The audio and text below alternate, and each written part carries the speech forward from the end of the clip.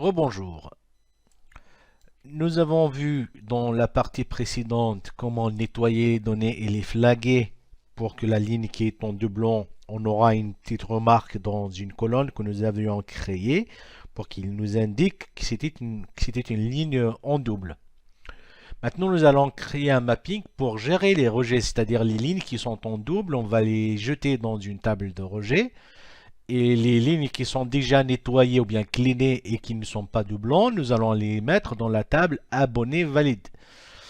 Donc, je reviens sur mon designer et je vais créer, un nouveau mapping que nous allons appeler mRejet. Donc, je reviens sur le designer. Je vais aller sur mapping, create. Je fais m_rejet. Et je le valide. Pour ce qui est de l'utilisation des tables cibles ou sources, donc en table source, je vais prendre abonné TMP et en table cible, je vais alimenter deux tables. La table abonné rejet pour mettre les doublons dedans et la table ODS abonné valide pour alimenter les tables, les données qui sont valides. Très bien. Maintenant, nous allons nous organiser et créer une expression f de x qui va nous permettre de passer vers un routeur par la suite. Donc, comme vous voyez, je renomme mon expression pour l'appeler exp_rejet. Comme ça, si jamais j'ai une erreur par la suite dans la log, il va m'afficher qu'il y a une erreur dans exp_rejet par exemple, je saurai directement que ça va être dans le mapping mRejet qu'il y a cette erreur.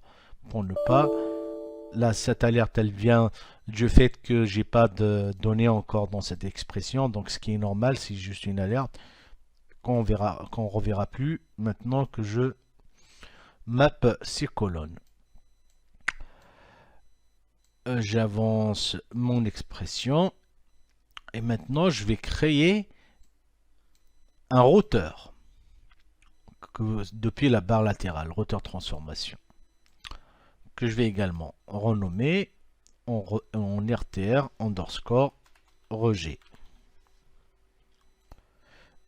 Et là, j'ai une alerte parce que la condition du routeur n'est pas encore renseignée. Le but de ce routeur, c'est de dispatcher les données selon une condition que nous allons définir ensemble, ou bien une stratégie de gestion de flux. Donc, là, j'ai alimenté mes informations. Je fais un double-clic et je vais aller dans le port groupe, dans l'onglet groupe. Et c'est ici que je vais me créer deux groupes.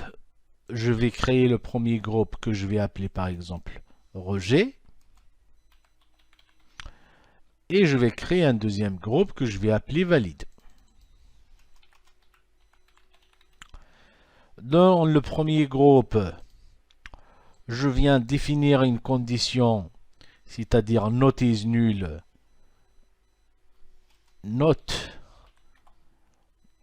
is nul sur la colonne remarque, qu'on a appelée remarque, c'est-à-dire que si elle n'est pas nulle, si elle trouve qu'elle n'est pas nulle, c'est qu'il y a le mot doublon. Donc ça veut dire que cette donnée, elle n'est pas propre. Et dans le deuxième groupe, je vais lui dire is nul. Et pour la même colonne, ça va être la colonne donc remarque. Si elle est nulle, donc cette donnée, elle est bien cleanée, elle est bien nettoyée et que ça n'est pas un doublon. Maintenant, je reviens vers mon routeur et je vais dispatcher mes colonnes. Donc, pour alimenter la table des rejets, je la map avec le groupe qui vient des rejets, ceux qui ont la colonne remarque qui n'est pas nulle. Et pour la deuxième table, je vais la mapper avec le deuxième groupe, ceux qui n'ont pas de remarque. D'ailleurs, vous pouvez voir dans cette table, on n'a pas la colonne remarque, car nous n'avions pas besoin, c'est cette table que nous allons utiliser pour alimenter le dataware. En revanche, cette table-là des rejets, elle contient toujours cette remarque pour dire que c'est un doublon. C'est pour la raison pour laquelle elle a été rejetée. Donc je valide mon mapping pour voir si j'ai pas d'erreur. Donc là, on voit que le mapping est pas mal. Et je reviens toujours vers le même workflow sur lequel nous travaillons tout au long de ce projet. Je vais créer une nouvelle session que je vais pointer sur les rejets. Je vais également créer un lien entre la deuxième session et celle pour les rejets pour qu'elle se lance automatiquement. Je coche cette option File Parenthesis Task File, c'est-à-dire le workflow va tomber en erreur si jamais cette session n'est pas en succès. Et je reviens vers le mapping. Je paramètre ma table sur la connexion DS. Mes deux cibles également vont être sur de l'ODS.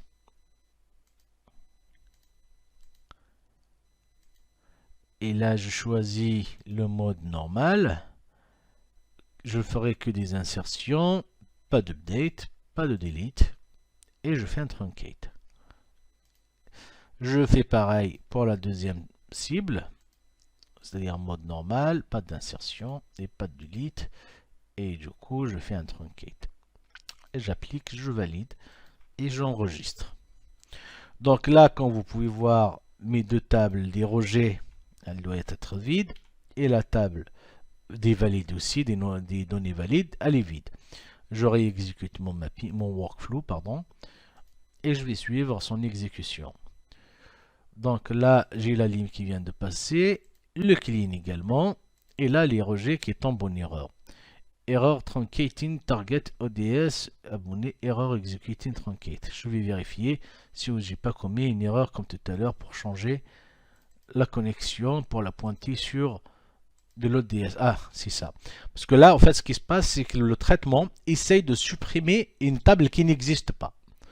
Donc, il faut que je le pointe sur de l'ODS pour éviter que cette erreur se reproduise.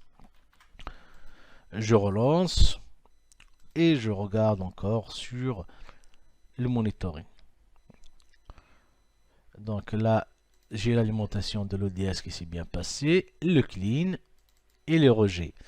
Donc là, on peut distinguer les rejets et les données qui sont valides. Car vous vous rappelez que nous avions une ligne en double dans le fichier. Donc là, nous avons sur 284, 283 sont valides et une qui n'est pas bonne. Donc je vais revérifier ici, dans les rejets, qu'est-ce que j'ai comme pas bon. Donc effectivement, c'était la personne que nous avions vu déjà qu'elle était en double. Et pourquoi elle a été rejetée? Parce que c'était un doublon. Maintenant, je vous propose qu'on refasse un exercice pareil. C'est-à-dire, je reviens vers ma source que j'ai utilisée, celle-ci là. Et je vais l'éditer avec du Notepad++. Et je vais faire pareil pour cette personne-là, par exemple, Absent Jean, que je vais rajouter 3 fois. Et j'enregistre. Maintenant, je vais relancer mon traitement. En revanche, je ne sais pas si ça va passer car le fichier... Ah, oui, c'est bon. Voilà, très bien.